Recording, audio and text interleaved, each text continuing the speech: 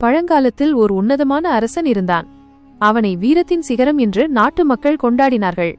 போர்க்களத்தில் அவனது வாள் சுழன்றால் எதிரிகள் சிதறி ஓடுவார்கள். பல வெற்றிகளை தன் நாட்டுக்கு குவித்தவன் அவன்.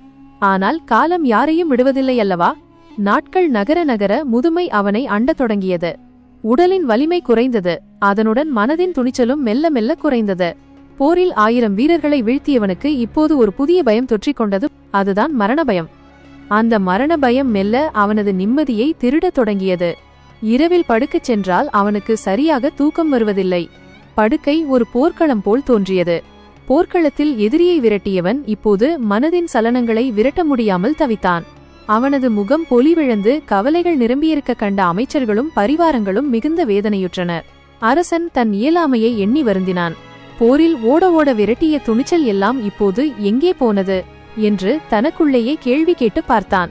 எந்த பதிலும் கிடைக்கவில்லை. விடியும் வரை படுத்திருந்தாலும் தூக்கம் வராத நிலையில் இதற்கு ஒரு தீர்வு கண்டாக வேண்டும் என்று யோசித்தான் மன்னன். உடனடியாக அனைத்து அமைச்சர்களையும் அரண்மனைக்கு கூப்பிட்டான். அவர்கள் வந்தவுடன் தனது கவலையை வெளிப்படுத்தினான். அமைச்சர்களே, எனக்கு நிம்மதி இல்லை. எதை நினைத்தாலும் ஒரு பயம், ஒரு பதற்றம். இதற்கு ஒரு வழி சொல்லுங்கள் என்று வேண்டினான். அமைச்சர்கள் ஒருவர் முகத்தை ஒருவர் பார்த்து கொண்டனர். சாம்ராஜ்ய பிரச்சனைகளுக்கோ நிதி நெருக்கடிக்கோ தீர்வு சொல்வது எளிது. ஆனால் அரசனின் மன நெருக்கடிக்கு பதில் சொல்வது எப்படி? அரசன் மேலும் விளக்கினான். நான் உங்களுக்கு ஒரு நெருக்கடியான சூழ்நிலையை சொல்கிறேன். ஒரு சமயம் நான் மிக கடுமையான பிரச்சனையிலோ அல்லது துயரத்திலோ மாட்டிக்கொள்கிறேன் என்று வைத்துக் கொள்ளுங்கள். அந்த நேரத்தில் நீங்கள் யாருமே என் பக்கத்தில் இல்லை. எனக்கு ஆலோசனை சொல்லவும் வழியில்லை. அப்படி ஒரு இக்கட்டான நிலையில் எனக்கு திடீரென தைரியமூட்டும் ஒரு பொன்மொழி அல்லது ஒரு வாக்கியம் எனக்கு உபயோகப்பட வேண்டும். அதை நான் என் வைர மோதிரத்தின் அடியில் ரகசியமாக பதித்து வைக்க விரும்புகிறேன். அது ஒரு ரகசிய கருவி போல தேவைப்படும்போது எனக்கு உதவ வேண்டும். அரசன் அணிந்திருந்த மோதிரம் அதற்கு தகுந்தபடி திறந்து மூடும் வசதியுடன் அமைந்திருந்தது. அமைச்சர்கள் யோசனை செய்ய ஆரம்பித்தார்கள்.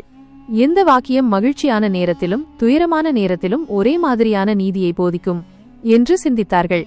அவர்களுக்கு ஒருவருக்கும் திருப்தியான வாசகம் தோன்றவில்லை. குழப்பம் மட்டுமே மிஞ்சியது. அவர்கள் அனைவரும் குழம்பியிருந்தபோது முதுமையின் ஞானம் நிறைந்த ஒரு பெரியவர் அந்த பக்கமாக வந்தார். அரசனை பார்த்த அவர் அமைச்சர்களின் குழப்பத்தையும் உணர்ந்தார். மன்னரே, நான் அதற்கு பொருத்தமான ஒரு வாக்கியத்தை சொல்கிறேன். ஆனால் நான் ஒரு நிபந்தனை விதிக்கிறேன்.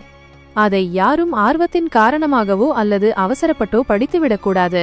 மோதிரத்தினுள் ரகசியமாக பதியப்படும் அந்த வாசகத்தை வேறு வழியே இல்லை என்ற மிகவும் இக்கட்டான சூழ்நிலையில் மட்டுமே திறந்து பார்க்க வேண்டும். இந்த நிபந்தனைக்கு நீங்கள் கட்டுப்படுவீர்களா என்று கேட்டார். அரசனும் அமைச்சர்களும் உடனடியாக ஒப்புக்கொண்டார்கள். அந்த பெரியவர் ஒரு வாக்கியத்தை சொன்னார்.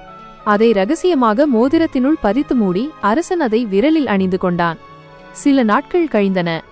அரசன் ஒரு கடுமையான சோதனைக்கு ஆளான. அவனை எதிர்த்து போரில் தோற்ற ஒரு நாட்டு மன்னன் வெறியுடன் பெரும் படையை திரட்டி வந்து இவன் நாட்டின் மீது படையெடுத்தான். அவன் வேகமான வெறியுடன் வந்ததால் அரசனால் தாக்கு பிடிக்க முடியவில்லை. கடுமையான போரில் அரசன் தன் நாட்டையும் ஆட்சியையும் இழந்தான். உயிரை காப்பாற்றிக் கொள்ள வேண்டிய கட்டாயம் ஏற்பட்டது. காயமடைந்த ஒரு குதிரையின் மீது ஏறி தன் உயிரை தக்க வைக்க தப்பிச் சென்றான். எதிரி படைகள் விடாமல் துரத்தி வந்தன. அரசன் குதிரையில் சென்று ஒரு மலை உச்சியின் விளிம்பை அடைந்தான். அதற்கு அப்பால் செல்ல வழியில்லை. ஒரு பக்கம் துரத்தும் எதிரிகள், மறுபக்கம் பயங்கர பள்ளம். அது உல்லாச பயணிகள் வந்து ரசிக்கும் இடம் என்றாலும் இப்போது அரசனுக்கு அது சாவின் வாசலாக இருந்தது. திரும்பவும் முடியாது. செய்வதறியாது திகைத்து நின்றான். அந்த சமயத்தில் உச்சி சூரியனின் ஒளி அவன் அணிந்திருந்த வைர மோதிரத்தின் மீது பட்டு மின்னிற்று. அப்போதுதான் அவனுக்கு அந்த பெரியவரின் நிபந்தனையும் மோதிரத்துக்குள் இருக்கும் ரகசிய வாசகமும் நினைவுக்கு வந்தன. இப்போது வேறு வழியே இல்லை. இக்கட்டான சூழ்நிலை வந்துவிட்டது.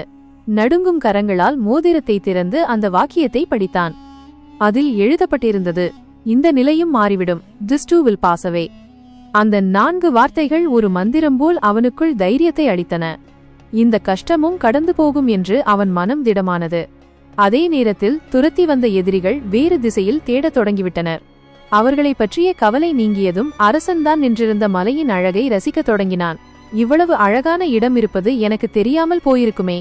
இந்த அழகை ரசிப்பதற்காகவே ஒரு நாட்டை கூட இழக்கலாம் போலிருக்கிறதே என்று அமைதியாக அந்த இயற்கையின் அழகில் ஆழ்ந்தான். சிறிது காலம் கழிந்தது.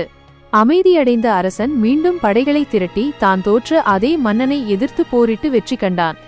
நாட்டிற்கு திரும்பியவனுக்கு பிரம்மாண்டமான வரவேற்பு விழா நடந்தது. ஆடல் பாடல் என்று கோலாகலமாக இருந்த அந்த சூழலில் அரசன் அகமகிழ்ந்தான். நம்மை இனி யாராலும் ஜெயிக்க முடியாது, நாம் தான் சிறந்த அரசன் என்று அகம்பாவம் அவன் மனதில் லேசாக எட்டி பார்த்தது. மீண்டும் ஒருமுறை சூரிய ஒளி மோதிரத்தில் பட்டு மின்னியது. மோதிரத்தை திறந்து மீண்டும் அந்த வாசகத்தை படித்தான். இந்த நிலையும் மாறிவிடும். அவ்வளவுதான். அவனது அகம்பாவம் உடனடியாக அடங்கியது. வெற்றி மகிழ்ச்சியும் தோல்வி துயரமும் நிரந்தரமானவை அல்ல என்ற ஞானம் அவனுக்குள் நிலை பெற்றது. இந்த கதையின் நீதி, எந்த சூழ்நிலையிலும் நாம் கவலைப்படவோ அல்லது மிதக்கவோ தேவையில்லை. ஏனென்றால் இன்பமோ துன்பமோ இங்கு எதுவுமே நிரந்தரமில்லை. இந்த உண்மை நமக்கு தெரிந்துவிட்டால் கவலைகளை வென்று நிம்மதியுடன் வாழலாம். இந்த வீர கதையும் அதில் உள்ள ஆழமான நீதியும் உங்களுக்கு மிகவும் பிடித்திருந்தால் ஒரு லைக் கொடுத்து ஆதரவு தாருங்கள். உங்கள் நண்பர்கள் உறவினர்களுடன் ஷேர் செய்து இந்த கதையை அவர்களுக்கும் கொண்டு செல்லுங்கள். மேலும் பல அரிய கதைகளையும் சுவாரஸ்யமான தகவல்களையும் உடனுக்குடன் காண மறக்காமல் நமது விவி ஸ்டார் சேனலை சப்ஸ்கிரைப் செய்யுங்கள். நன்றி.